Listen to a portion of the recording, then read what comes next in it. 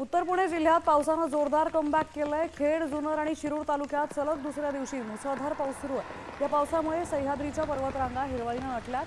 धबधबे आणि धुक्यांमुळे पर्यटकांचीही गर्दी वाढू लागली आहे। तर दुसरीकडे ओढे, नाले दुथडी भरून वाहत आहेत। त्यामुळे खरीप हंगामाला चालना मिळाली आहे। आदिवासी भागात भात लावणीच्या कामांना मोठा वेग येणार आहे। तर जुन्नर भागातून याचा थेट आढावा घेतलाय आमचे प्रतिनिधी रोहिदास गाडगे यांनी।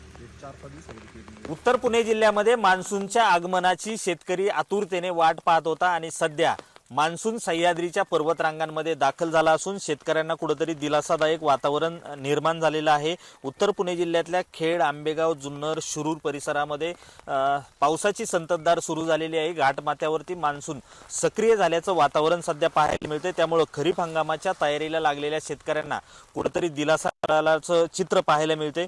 खरं तर उत्तर पुणे जिल्ह्यामध्ये मोठ्या प्रमाणात सोयाबीनची लागवड सध्या केली जाते आणि या लागवडीला आता आल्हाददायक वातावरण आणि संततधार पावसाच्या सरी सुरू आहेत। त्यामुळे खरीप हंगामाच्या तयारीला लागलेल्या शेतकऱ्यांना सध्या तरी या ठिकाणी दिलासा मिळाल्याचं चित्र पाहायला मिळते। पुढील काही दिवसामध्ये पेरणीच्या कामाला सुरुवात होईल।